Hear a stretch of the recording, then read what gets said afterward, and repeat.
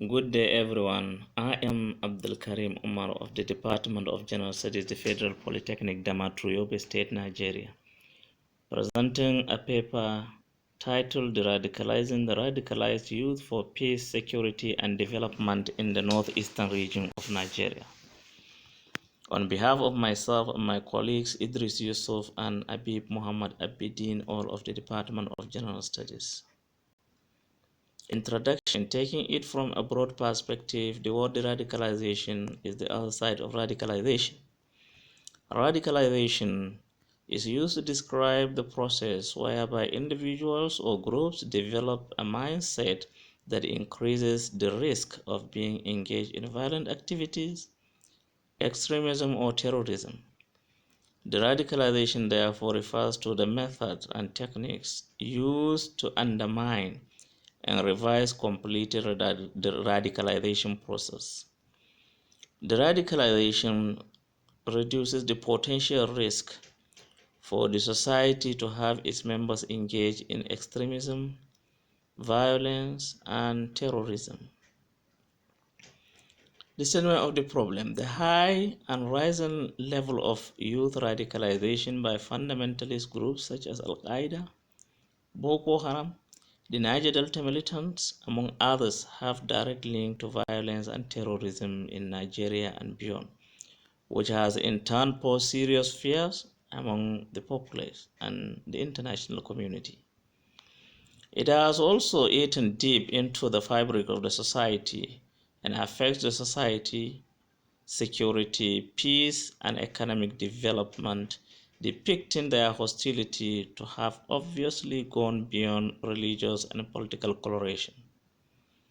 In the attempt to provide lasting solutions to the challenges, several meetings, summits, conferences, negotiations, consultations, among others, have been held in Nigeria and beyond, but to no avail. The objectives: 1. To ascertain how the radicalization of ideology can solve the menace of fundamentalism, extremism, conflict, and terrorism in Nigeria and beyond. 2. Examine the need for deradicalization in fighting the menace of insecurity, insurgency, and terrorism. 3. To find out the threat posed by Boko Haram insurgency to the peace, stability, and economic development of Nigeria. 4. To explore whether the military option alone is a viable solution in tackling menace of insurgency.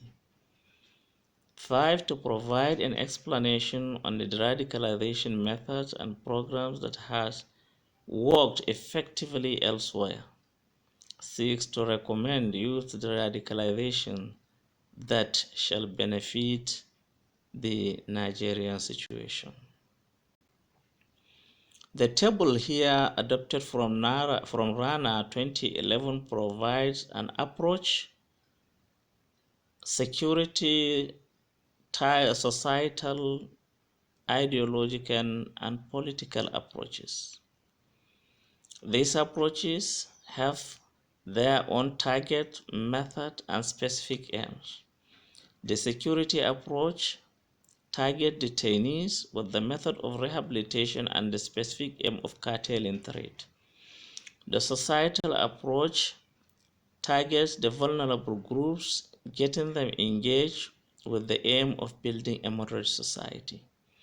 The ideological approach targets religious leaders, emphasizing peace in religion with the specific aim of counter-argument.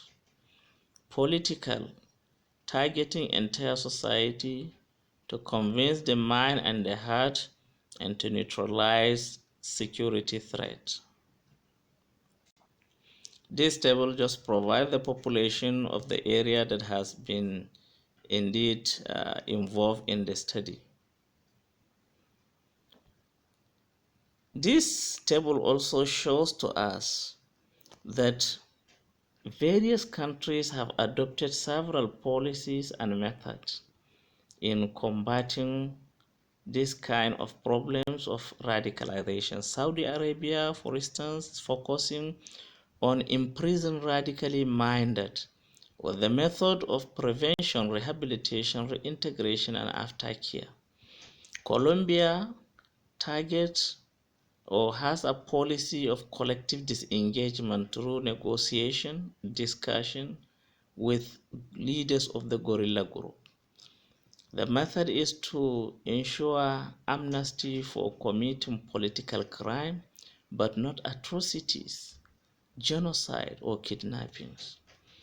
United Kingdom has the Channel program as a response to increasing radicalization.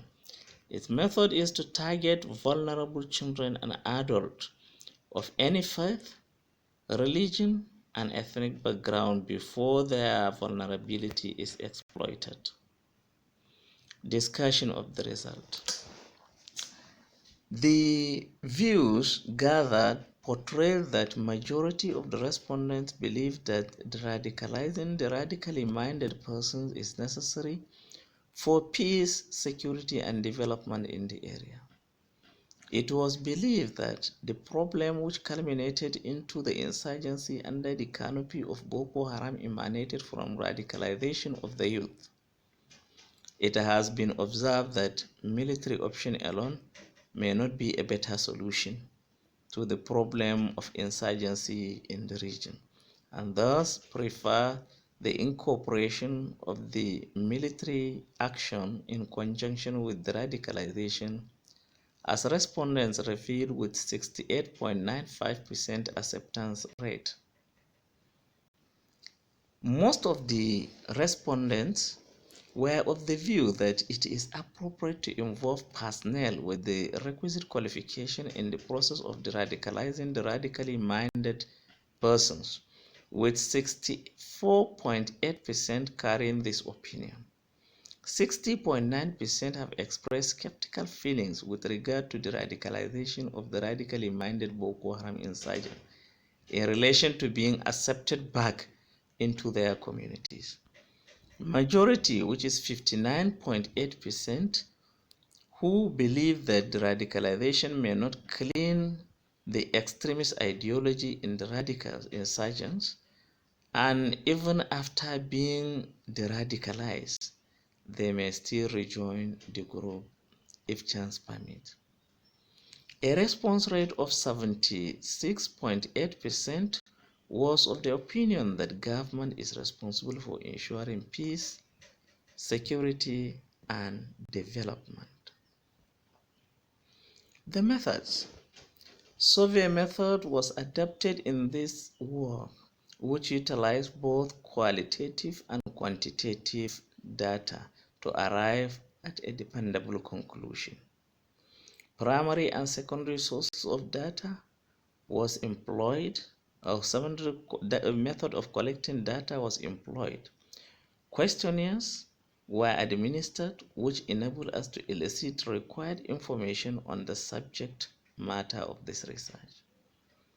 The research work focused on the three states of the northeastern region, Adamawa, Borno, and Yobe, that are significantly affected by the Boko Haram insurgency since 2009. Recommendations. There should be enactment of basic laws, provision for justice to people, a reduction of inequality among citizens through job creation, particularly to the teeming youth, and maintenance of law and order. Teachers and parents should adopt strategies to ensure the development of appropriate behaviors among their students and wards respectively. Imams, malams, and other religious leaders should use their influence and the respect they command among their followers in getting the radicals and the intended radicals to shun the idea. It is therefore hoped that they will play a significant role in changing the misleading ideology being popularized by some individuals. The risk posed by the vulnerable young people by the risk posed to the vulnerable young people by the extremists should serve as a significant background for developing counterterrorism. Government should understand the reason why people are getting attracted to radical ideologies and ensure that practical solutions are provided to turn people away from radicalism and violent action. Security agencies need to be trained to be more friendly and professional in handling situations affecting citizens. Number 7, the role of traditional institutions is of paramount importance in securing the mind of the youth from being polluted and dragged into radicalism. This is because the traditional institutions are held in high regard in addition to applying traditional methodologies in getting people comply with the rules and regulations of the society. Thank you very much for listening.